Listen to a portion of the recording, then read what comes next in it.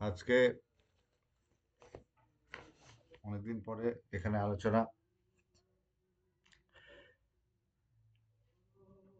একটু ঠাকুর রামকৃষ্ণদেবের কথামৃত থেকে কিছু পড়ব।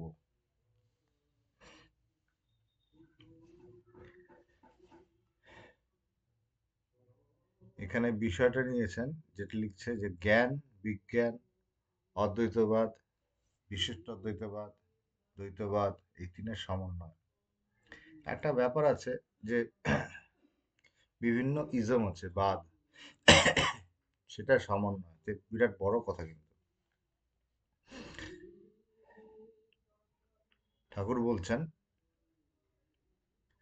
যে ঋষিদের ব্রহ্মজ্ঞান হয়েছিল, বিষয় বুদ্ধির লেশমাত্র থাকলে এই ব্রহ্মজ্ঞান হয় না। বিষয় বুদ্ধি বিরাট এক বাজে ব্যাপার। ঋষিরা কত খাটতো, পরিশ্রম করতো, কারণ তখন জঙ্গলের অরণ্যের মধ্যে থাকতে হতো। সকালবেলা আশ্রম থেকে চলে যেত, একলা সমস্ত দিন ধ্যান চিন্তা করত, রাত্রে আশ্রমে ফিরে এসে কিছু ফলমূল খেত। দেখা, শোনা, ছোঁয়া এসবের বিষয় থেকে মনকে আলাদা করে রাখত, তবে ব্রহ্মকে বোধে বোধ করত। খুব কঠিন। কেমন ভাবে? ওই যে আমাদের ইন্দ্রিয়গুলি বহির্মুখী, বাইরের দিকে তাকিয়ে আছে, দেখা, শোনা, ছোঁয়া, খাওয়া, নানা রকম যে পাঁচটা ইন্দ্রিয় পাঁচ দিকে ছুটছে, বাইরের দিকে, সেটাই বলছে, দেখা, শোনা, ছোঁয়া সব দিকে ছুটছে। সেখান থেকে নিজেদেরকে আলাদা করে রাখা একটা কঠিন ব্যাপার। আর এখানে আমরা তো কংক্রিটের জঙ্গলে সবাই বাস করে এখন। তো এখানে ঠাকুর বলছেন, রামকৃষ্ণ দেব বলছে যে কেমন কলিতে অন্নগত প্রাণ, সবাই খাওয়া খাওয়া ব্যাপার। দেখবেন খাওয়া না দিলে ক্ষেপে থাকে, যে খাওয়া পেলো, হ্যাঁ, তখন একটু শান্ত হয়। তার আগে দেখবেন কি ক্ষেপে আছে, ভীষণ রাগারাগি করছে। যে একটু খাওয়া গেল, তখন একটু পেটে অন্ন পড়লো, শান্ত হয়। এই যেমন অন্নগত প্রাণ, দেহভর্তি খুব প্রবল, যায় না। তা হচ্ছে এই অবস্থায় সোহম বলা ঠিক নয়, ভালো নয়। সবই করা যাচ্ছে, আবার আমি ব্রহ্ম বলা ঠিক নয়। যারা বিষয় ত্যাগ করতে পারে না, যাদের আমি কোনো মতে যাচ্ছে না, তাদের আমি দাস, আমি ভক্ত, এই অভিমান ভালো। ভক্তিপথে থাকলেও তাকে পাওয়া যায়। একটা কথা এই প্রসঙ্গে বলি, যে এখানে যদি বলুন না, ঋষিরা এইভাবে জঙ্গলে থাকতেন, এই করতেন, ঠাকুর রামকৃষ্ণের কথা খুব সুন্দর, দারুণ ব্যাপার। আমরা কেমন কোন জায়গায় থাকি বলছেন? আমরা কংক্রিটের জঙ্গলে থাকি, চারিদিকে বিভিন্ন বিল্ডিং, অ্যাপার্টমেন্টের পর অ্যাপার্টমেন্ট হয়ে চলেছে শহরের মধ্যে, গ্রামের মধ্যে বিভিন্ন দিকে মোবাইলের যুগ। হ্যাঁ, নিরালা খুঁজতে যান, পাবেন না, কোথাও নেই। সব জায়গায় লোক লোক লোক, ভিড় হয়ে গেছে। আগে মানুষ ওই ইয়েতে যেত, কুম্ভে যেত, কুম্ভে থেকে ঘুরে এসছি, এই কেদারে যেত, অমরনাথে যেত, ওখানে নিরালা। কোথায় নিরালা? গিয়ে এসেছি, ভিড়, যেন টুরিস্ট স্পট হয়ে গেছে। ওই তীর্থ নয়, সবাই ওখানে যাচ্ছে, রিল বানাচ্ছে, ভিড়। সেইখানে কিন্তু ভগবান আমাদেরকে ইন্টারন্যাশনাল বেদান্ত সোসাইটি তৈরি করে কেমন ভাবে করলেন। ভগবান কিন্তু আরো বিরাট কঠিন ব্যাপার। হ্যাঁ, ঠাকুরের একটা বাইরে ছিল, ভগবানের বাইরে ওরকম বোঝা যায় না, যে ভগবান কিন্তু একদম সবার মাঝখানে রাখলেন, জঙ্গলের মধ্যে থেকে তুলে নিয়ে এসে একদম সবার মাঝে। যারা বিরাটিতে মায়ের বাড়িতে গেছেন, এখনকার মায়ের বাড়ি না, এখনকার মায়ের বাড়ি তো তা একই ব্যাপার। আগে আরো বাজে ছিল। কেমন? আগে মায়ের বাড়ির পরিচয় ছিল মানে just adjacent to mini bus stand, মানে ঠিক সঙ্গে বাস স্ট্যান্ড।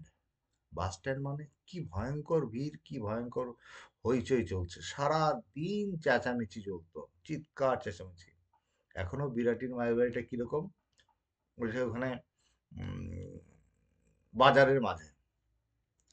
তো ভগবান কিন্তু এই যে বেদান্তের যে তত্ত্বটা তিনি যে প্রকাশ করেছেন, তার অনুগত ভক্ত শিষ্যদের মধ্য দিয়ে তাদেরকে কিন্তু তিনি এই জনমানুষের মাঝে রেখেছেন। সবার তিনি তো পারতেন যে না তোমরা চলে যাও, তোমরা দূরে চলে যাও, না, তিনি কিন্তু কোথাও কিন্তু দূরে পাঠিয়ে দেননি। তিনি সবাইকে কোথায় রেখেছেন? মানুষের মাঝখানে থাকো, মানুষের মাঝখান থেকে দূরে সরে যেতে দেয়নি। তাই এটা কিন্তু ভগবানের ব্যাপারটা কিন্তু বুঝতে, তাই একটু চট করে সবাই বুঝতে পারে না যে কি ব্যাপার। ঠাকুর তো বলছেন একরকম কথা, ভগবান যেন মনে হচ্ছে যেন অন্যরকম কথা, কিন্তু না, শুনলে পরে বোঝা যাবে ধীরে ধীরে যে না, ব্যাপারটা একই করছে।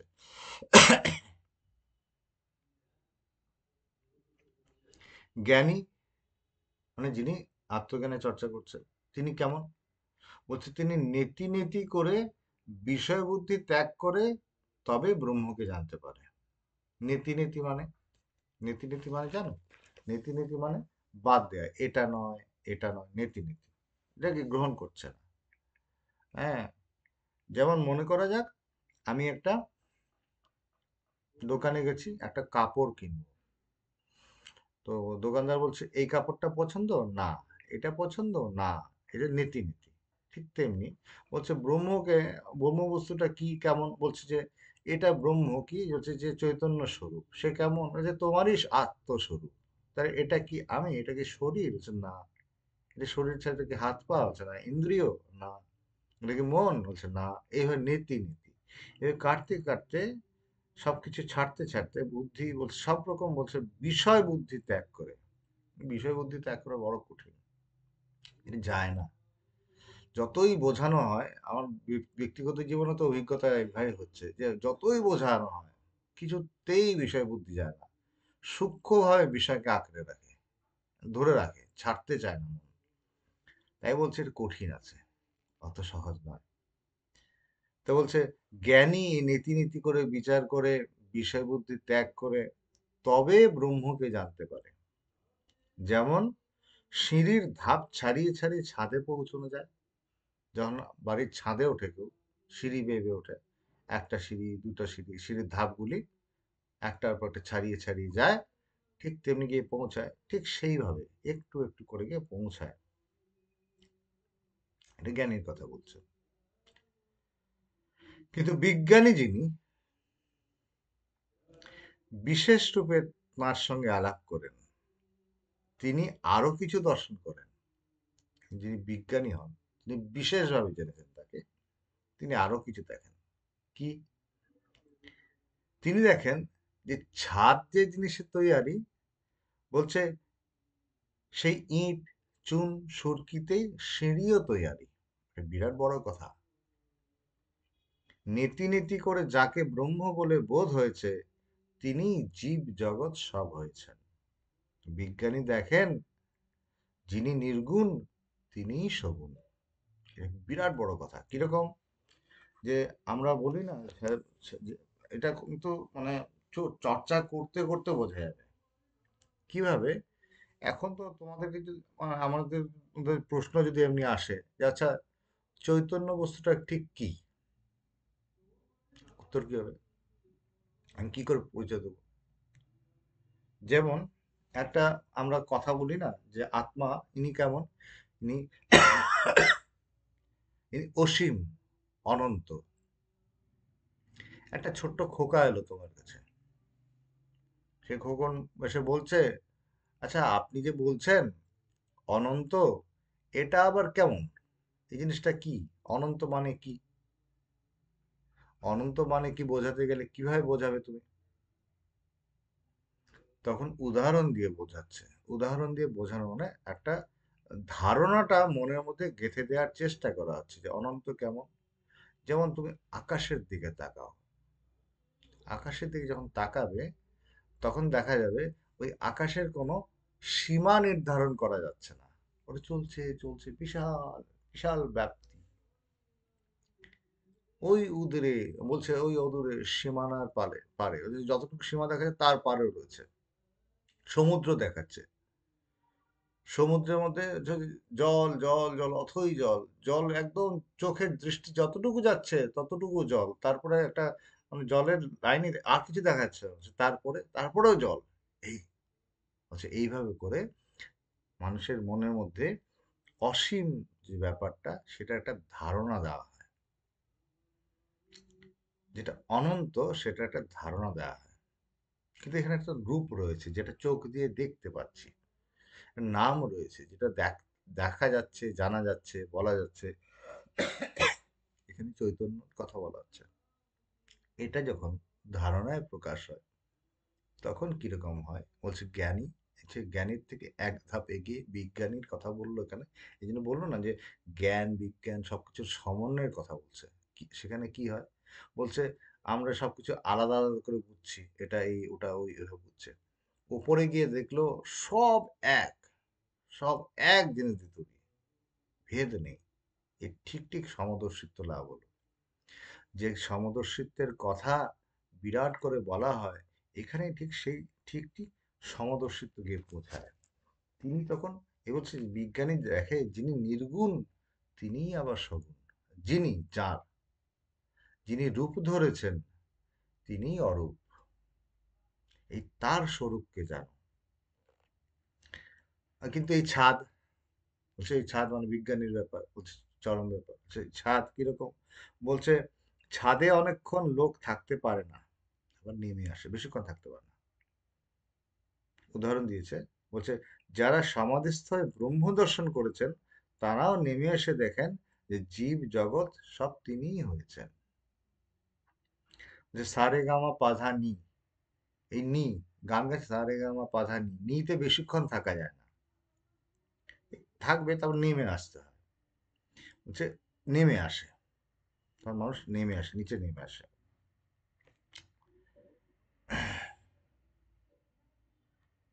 আমি যায় না, তখন দেখে তিনি, আমি, তিনি, আমি, এই তিনি জীব জগৎ সব এইভাবে দেখে। এর নাম বিজ্ঞান। বিজ্ঞান এই শব্দটা প্রয়োগ করা হয়, জ্ঞান বিজ্ঞান। ভগবানের কাছে যখন এসেছিলাম তখন এবার দেখেছিলাম প্রথম যে কি জানা, জ্ঞান হলো, বিজ্ঞান হলো, এই এক জ্ঞান হচ্ছে, এর বিজ্ঞান হচ্ছে। হ্যাঁ, ভগবান ডিক্লেয়ার করছে না এর সমাধি হচ্ছে, সমাধি মানে কিরকম, জ্ঞান বিজ্ঞান এইভাবে প্রকাশ করছে এই ব্যাপার। জ্ঞান মানে, জ্ঞান মানে হচ্ছে যে চতুর্থ পঞ্চম ষষ্ঠ এই বিভিন্ন জ্ঞান হচ্ছে, সমাধি হচ্ছে, আত্মজ্ঞান লাভ হচ্ছে, যে কি তোমার স্বরূপ তুমি জানলে। বিজ্ঞান মানে হচ্ছে সপ্তম ধাপ, নির্বিকল্প, ডাইরেক্ট সেই চরম জায়গায় গিয়ে পৌঁছাচ্ছে এই বিজ্ঞান। যেখানে এখানে কি হয়? বলছে যিনি নির্গুণ তিনি সগুণ, এভাবে একটা বোধ হচ্ছে, মুখে বলার না। অনেকে বলে, অনেকে বলে ফেলবে যে বিরাট ব্যাপার, মুখে বলছে কিন্তু একটা কি আহ, ব্যবহারটা বদলে যায়। তখন কিন্তু আর এভাবে সংসার কেউ করতে পারে না, পারবে না, ব্যবহারটা একদম বদলে যাবে। ভগবান জোর করে, বলছে ভগবান জোর করে ব্যবহার করেছেন কিরকম, একটু উদাহরণ দিতে হবে, নাহলে বোঝা মুশকিল। যেমন শ্যামাচরণ লাহিড়ী, লাহিড়ী বাবার নাম শুনেছে অনেকে, হয়তো বা তোমরা অনেকে নাও শুনতে পারো। বিরাট বড় মহাপুরুষ ছিলেন, যোগ মার্গে চর্চা করতেন, আত্মজ্ঞানী মহাপুরুষ, বিশাল মহাপুরুষ, গৃহস্থ ছিলেন। তিনি বেনারসে থাকতেন, কাশীতে। তিনি একদিন তৈলঙ্গ স্বামীর ওখানে গেছেন। তৈলঙ্গ স্বামী বিরাট বড় মহাপুরুষ, বলছে চলতা ফিরতা বিশ্বনাথ, হ্যাঁ, জ্যান্ত বিশ্বনাথ, বাবা বিশ্বনাথ। তার কাছে সবাই যায়। তৈলঙ্গের সঙ্গে কারোর সঙ্গে কথা বলেন না, চুপ মৌন থাকেন, কথাই বলেন না, নিজের একটা জায়গায় চুপ করে বসে থাকতেন। তো লাহিড়ী মশাই ওখানে গেছেন, যাওয়ার পরে তৈলঙ্গের সঙ্গে উঠে এসেছে স্বাগত জানাতে, এসে হাত ধরে নিয়ে গেছে, নিয়ে গিয়ে একান্তে বসে দীর্ঘক্ষণ ধরে দুজনের মধ্যে বার্তালাপ হয়েছে। বার্তালাপ হওয়ার পরে তারপর চলে গেছে। তারপর সে আবার তরুণের সঙ্গে চুপ করে বসে আছে। তখন তৈলঙ্গ মশাই একজন অন্তরঙ্গ ভক্ত জিজ্ঞেস করছেন, বাবাজি আপনি চলতা ফিরতা বাবা মহাদেব, আপনি বাবা বিশ্বনাথ, আপনি তো কারোর সঙ্গে কোনো কথা বলেন না, তো একজন গৃহস্থ লোক, হ্যাঁ, ধুতি পরা লোক একজন এলো, তখন ধুতি পরতো সব, শার্ট প্যান্ট পরা ছিল না, তখন ধুতি পরা ছিল তো সব। ধুতি পরা লোক, ধুতি পাঞ্জাবি পরা গৃহস্থ লোক, গৃহলোক এলো, তার সঙ্গে আপনি এতক্ষণ আলাপ করলেন। তখন তৈলঙ্গের সঙ্গে একটা কথা বলেছিল, বাবা, যে যে অবস্থায় পৌঁছলে সাধুরা নিজের লেংটিটুকু ছুঁড়ে ফেলে দেয়, সেই অবস্থাকে এই যে গৃহী বলছো, তিনি অনেক আগেই সেই অবস্থাকে তিনি পার করে এসেছেন। তিনি অনেক উচ্চ মার্গী। সেখানে থেকেও তিনি এই আহ, নিজের এই বেশটাকে ছেড়ে দেননি। তাই সাধারণ ভেবো না। তো উলুঙ্গ স্বামী এভাবে করে বলছেন। তো ভগবানের ব্যাপারে তো এভাবে কেউ কিছু বলেনি, কিন্তু জানবেন ভগবানের ব্যাপারে বিশাল ব্যাপার। সাধারণ মানুষ বৈরাগ্য ত্যাগ করে রেখে একটু হলেই বিরাট কিছু হয়ে যায়, বিরাট ব্যাপার। সামান্য একটুতেই বিরাট বিরাট কথা বলা শুরু করে। একটু যদি দুদিন কেউ ধ্যান করে না, একটু যদি স্ফুরণ হয় ভেতরে, তাহলেই সে ভাব বলতে শুরু করবে, "এই, আমি এই জ্ঞান, এই নির্বিকল্প সমাধি", অনেক কথা বলা শুরু করবে, অনেক কথা বলা শুরু করবে, সহ্য করতে পারে না। আর সেখানে ভগবান কিন্তু, ভগবানের সেই অনেক আগে, ভগবানের যেন জ্ঞানের মানে সেই নির্বিকল্প সমাধির পরে তার নানা কয়েক বছর ধরে তার মধ্যে মিসিং লিঙ্ক হিসেবে ভগবান বর্ণনা করেছেন। বিভিন্ন ব্যাপার তার মধ্যে হয়ে গেছে। ভগবানের ব্যাপারটা কিন্তু সম্পূর্ণ আলাদা। তাকে বাইরের দিক দিয়ে বোঝা মুশকিল। সেখানে তিনি একদিন আমি জিজ্ঞেস করেছিলাম ভগবানকে, যখন নির্গুণ সগুণ এই ব্যাপারটা বোঝানোর জন্য, কি ব্যাপার নির্গুণ তো ভগবান বোঝাচ্ছেন, শুনছি, মুখে শুনছি, তার মুখে শুনছি। তিনি যখন বলছেন, তখন বলতে বলতে তিনি হয়ে যাচ্ছেন। এই চোখ চেয়ে চেয়ে চেয়ে চেয়ে কিছু দেখেও যেন কিছু না দেখা, দেখাও দেখার পারে চলে যাওয়া। তো সেখানে ভগবানকে দেখতে চেয়ে একবার শগুন নিয়েও জিজ্ঞেস করছিলাম, শগুনটা কি? নিজেকে দেখে এটাই শগুন। বোঝা যায় না, বোঝা যায় না। আমরা তাই বলছে যে এই এই এই ব্যাপারটা, এই বিজ্ঞানের ব্যাপারটা আলাদা। যে সেইখান চরম জায়গায় পৌঁছে গেলে সেটা অন্যরকম হয়। হাব ভাব, কথাবার্তা, চিন্তা ভাবনা। ভগবান কি পারলেন কি? ভগবান কিন্তু শেষে দিয়ে চাকরি বাকরি সব ছেড়ে দিলেন, বিহারেস নিয়ে নিলেন। হয় না, সংসার করা যায় না, সংসার হয় না, হিসাব করতে পারো না, হিসাব গোলমাল হয়ে যাবে, গোলমাল হয়ে যাবে পুরো হিসাব। সামান্য একটুতে গোলমাল হয়ে যায়, সেখানে এটা বিশাল ব্যাপার। তাই হচ্ছে বিজ্ঞানের ব্যাপারটা আরো ব্যাপার, আরো বড় ব্যাপার। তো আর একটু এগিয়ে ঠাকুর বলছেন, কেমন বলছেন, যে জ্ঞানীর পথ পথ, জ্ঞান ভক্তির পথ পথ, আবার ভক্তির পথ পথ। জ্ঞান, পিওর জ্ঞান, একদম অন্য কোনো জ্ঞানের কথা টকটক বিচার করছে, অন্য কোনো কিছু না। আবার ভক্তি মেশানো, মানে জ্ঞান ভক্তি মেশানো রয়েছে, মিশ্রণ রয়েছে। জ্ঞান ভক্তি, জ্ঞান একটু ভক্তি একটু, এগুলো রয়েছে, এটাও রয়েছে, এটাও একটা পথ।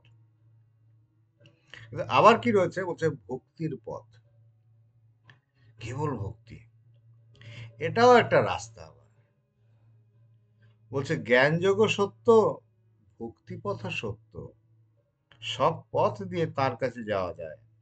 তিনি যতক্ষণ আমি রেখে দেন, ততক্ষণ ভক্তি পথে সোজা। এই ভক্তি মার্গে কিভাবে আমরা শিখলাম, বলছে আমরা ভগবত জ্ঞানের চর্চা করতেন। হুম, আত্মজ্ঞানের কথা সবসময়, ব্রহ্মজ্ঞানের কথা, আত্মা ব্রহ্ম, এই আমাদের কৃষ্ণ নাম এখন শুরু হয়েছে, এগুলো আগে কিছুই তো ছিল না। স্তোত্র পাঠ কিচ্ছুই হতো না। আপাতত সকাল থেকে রাত অব্দি একই ভগবান, সেই বিবেক চূড়ামণি, অষ্টাবক্র গীতা, যোগস্থ, হ্যাঁ, মান্ডুক্য কারিকা, এগুলি নিয়ে ভগবান চর্চা করতেন। এগুলি চলতো, এগুলি কথাই চলতো, চরম বেদান্তের কথা হতো। তো ভগবানের ভাই, যাকে আপনারা সবাই স্বামী নিত্যানন্দ হিসাবে জানেন, ভগবানের চিঠির বই একটা রয়েছে, ভগবানের নিজের লেখা চিঠির বই, ইতি তোমাদের ভগবান, এই নামে একটা বই রয়েছে।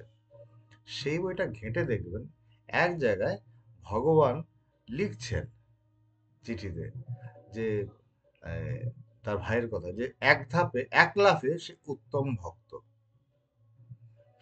উত্তম ভক্ত একটা বিশেষ বিশেষ টার্ম, বিশেষ ব্যাপার। কিন্তু উত্তম ভক্ত মানে কি, বলছে যাকে বলছে বিজ্ঞানী বলা হচ্ছে, ওই একই জিনিস, একই র্যাঙ্কের ব্যাপার। উত্তম ভক্ত ওই একই জিনিস। হনুমান ওই রকম হয়, এক ধাপে এক লাফে উত্তম ভক্ত। আমরা জ্ঞানমার্গে নানা রকম ভূমির কথা বলছি, চতুর্থ পঞ্চম ষষ্ঠ, ওইভাবেই বলছে এক লাফে উত্তম ভক্ত। ভক্তি মার্গেও ওটা ওইভাবে হয়। তো ভগবানের কাছে এসে বিভিন্ন ভাবে ভগবান সবাইকে এগিয়ে দিয়েছেন।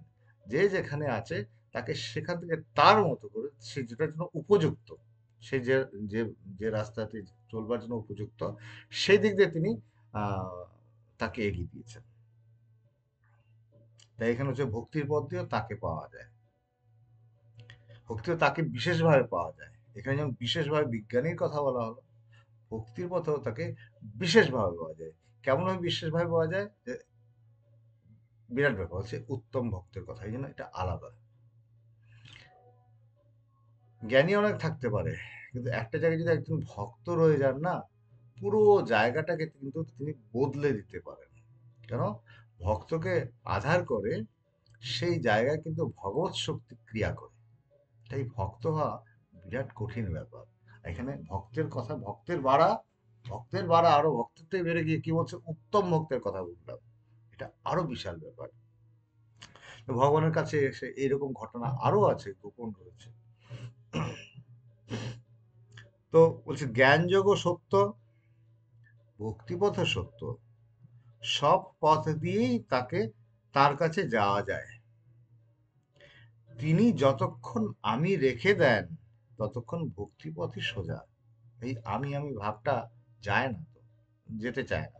যতক্ষণ রয়েছে কি আর করা যাবে, তাহলে এটা নিয়েই থাকো, ভক্তি নিয়ে থাকো। হচ্ছে এই আমি যে আমি ভাব রয়েছে, তো তাকে ভক্তি করো, মান্য করো। যে এই যে কথাগুলি বলা হচ্ছে কেন, এই জিনিসগুলি আমরা বলি, আমরা ভক্তির ব্যাপার বলি, আমি ভাব ভালোবাসার ভক্তির কথা বলি, কিন্তু আমরা পারি না। কেন পারি না? আমরা মূল জায়গায় আঘাত করে ফেলি। ভগবান বলতেন যে দেখ, পবিত্রানন্দজি একটা কথা বলতেন ভগবানকে, চিঠিতে লিখেছেন, মুখে বলতেন যে বাছুর যখন মায়ের বাটে ঢু মারে, তখন গাভী দুধ দেয়া বন্ধ করে। গাছের বাটে ঢু মারে তখন দুধ দেওয়া বন্ধ করে দেওয়া। ব্যাপারটা ঠিক তাই, আমরা খোঁচা দিতে অভ্যস্ত। কারণ কি, খোঁচা দিচ্ছে কেন? হচ্ছে ভক্তির চর্চা করছো, কিন্তু খোঁচা দিচ্ছে কেন? হচ্ছে খোঁচা দিচ্ছে এই জন্য, বিষয় বুদ্ধি রয়েছে মনের মধ্যে, প্রবল বিষয় বুদ্ধি। বিষয় কি করা যেতে পারে, সবাই সংসারের মধ্যে যেখানে আছেন, হচ্ছে ময়লার মধ্যে সবাই রয়েছে। ভগবান কি করেন, নিয়ে এসে ধুয়ে টুয়ে, যেমন তোমরা ঠাকুর দেবতাকে নিয়ে আসো না, নিয়ে এসে কি করা হয়, পরিষ্কার টরিষ্কার করে সে অভিষেক করা হয়, অভিষেক করে পরিষ্কার করে রাখা হলো। ঠিক তেমনি হৃদয় মন্দিরে যিনি রয়েছেন, তাকে ধুয়ে মুছে রাখো, যেন ধুয়ে মুছে রাখতে তো চেষ্টা করি। রোজ সকাল থেকে উঠে যেটা শুরু হয় না, ওর মধ্যেই তো আমরা থাকতে ভালোবাসি। আর ওটা তুমি ব্যবহারটা করো না, না ওটাই ব্যবহার চলছে। নিজেরাই কিন্তু পেতেছি, রহস্যটা এটাই। আমি মানতে রাজি না, আমরা কেউ না, আমি করিনি, বলছেন তুমিই করেছো। যার জন্য শাস্ত্রকে তুমি অস্বীকার করতে পারো না, এই ভগবানকে তুমি অস্বীকার করতে পারো না, গুরু যারা তাদের তুমি অস্বীকার করতে পারো না। কেন? প্রত্যেকটা একই কথা বলছে, যে পূর্ণ নাভ, বলছে না মাকড়সা, মাকড়সা যেমন জাল পাতে না, বিরাট বড় জাল পাতে, সেই জালটা কোথার থেকে আসে? বলছে তার নাভির থেকে জন্ম হয়, আর সে জালটা পাতে। ঠিক তেমনি এই যে জগৎরূপী জাল তোমার মধ্যে দেখছো না, যেখানে তুমি কষ্ট পাচ্ছ, মাকড়সা ওটার মধ্যে আটকে গিয়ে কষ্ট পায় জালের মধ্যে, ঠিক তেমনি তুমি যে এই জালের মধ্যে দাঁড়িয়ে দিয়ে কষ্ট পাচ্ছ না, সেই জালটা কিন্তু তুমি পেতেছো, অন্য কেউ করেনি, তুমিই করেছো। এইখানে যত কিছু কষ্ট পাচ্ছ সংসারের মধ্যে, যত জ্বালা পাচ্ছ, সেটার জন্য কিন্তু তুমি নিজে দায়ী। জ্ঞানী এটা বোঝেন, অজ্ঞানী না বুঝে চিৎকার করে। এটা বোঝো, এটা থেকে বেরোনোরও উপায় আছে, বেরোনোর উপায় আছে, হ্যাঁ বেরোনোর উপায় আছে। গুরু দেখিয়ে দেন, কিন্তু সেখানে আমরা তাকে মানতে চাই না। ভগবান দেখিয়ে দেন, ওই ভক্তি পথের কথা আলোচনা হচ্ছে, ভাব ভক্তির কথা বলা হচ্ছে, সেখানে রাস্তা দেখিয়ে দেওয়া হয়। রাস্তা দেখিয়ে দেওয়ার সময় আমরা কি করি? আমরা তো খোঁচা দিই, আমরা মানতে চাই না। একদিন ভগবান একটা কথা বলছিলেন মহারাজজিকে, মহারাজজি কথাগুলি আমরাও সঙ্গে ছিলাম কয়েকজন। আচ্ছা, একটা রাস্তা দিয়ে আমরা যাচ্ছি, পাশে হয়তো বিশাল আনন্দ ফুর্তি হইচই চলছে, কিন্তু আমরা ওদিকে যেতে পারছি না। হুম। তো আমরা একটা শর্টকাট কেউ একজন নিয়েছে, শর্টকাট নিয়ে একটা ন্যারো গলি দিয়েছে, ন্যারো গলি না, ভগবান বলছে এদিক দিয়ে চলো, এদিক দিয়ে চলো, আরেকটা রাস্তা দেখাচ্ছেন। ভগবান যে রাস্তা দেখাচ্ছেন সেই রাস্তায় অনুগমন করাই ভালো, কারণ ওই দিক দিয়ে গিয়ে কিন্তু আমি আবার সেই রাজপথে পড়বো, সেখান দিয়ে বিশাল শোভাযাত্রা চলছে, গান বাজনা চলছে, কিন্তু আমি যদি নিজের মনমর্জি মতো, নিজের খেয়াল খুশি মতো যে চলতে থাকি, তাহলে কিন্তু তুমি অনেক কিছু করতে পারো, কিন্তু তোমার আলটিমেটলি যোগফল শূন্য হবে, কিছু পাবে না। যার জন্য এই পথে বলছে শ্রেয় প্রেয় এইগুলি কথা বলছে, নইলে হয় না, তোমার ইচ্ছা মতো হবে না। তোমার ইচ্ছা মতো হচ্ছে তোমার ইচ্ছা, তোমার আত্মতুষ্টির ব্যাপার নেই এই পথে। তাই বারবার বলা হচ্ছে যে যতক্ষণ আমি রয়েছে ততক্ষণ মাথা নিচু করে থাকো, ভক্তিভাব নিয়ে থাকো। বিজ্ঞানী দেখেন ব্রহ্ম অটল, নিষ্ক্রিয়, সমুজবোধ, এই জগৎ সংসার তার সত্য রজতম এই তিন গুণে হয়েছে। তিনি নির্লিপ্ত, বিজ্ঞানী এইভাবে দেখে যে এই জগৎ সংসার এই গুণগুলি দ্বারা প্রস্ফুটিত। আর ব্রহ্ম স্থির, অচল, অটল, স্থির, নির্লিপ্ত। বিজ্ঞানী দেখে যিনি ব্রহ্ম তিনিই ভগবান, যিনি গুণাতীত তিনি সরৈশ্বর্যপূর্ণ ভগবান। এই উত্তম ভক্তের কাছে এই ব্যাপারটা আসে, যিনি সরৈশ্বর্যপূর্ণ ভগবান তার কাছেই সেই ব্রহ্ম প্রকাশ পায়, নির্গুণ গুণাতীত। এই যে জীব জগৎ, মন বুদ্ধি, ভক্তি বৈরাগ্য জ্ঞান, এ সব তার ঐশ্বর্য। হাসতে হাসতে বলছে যে যে বাবুর ঘরদার নাই, হয়তো বিকিয়ে গেল, সে বাবু কিসের বাবু? কিছু নেই তে আবার কিসের রাজা?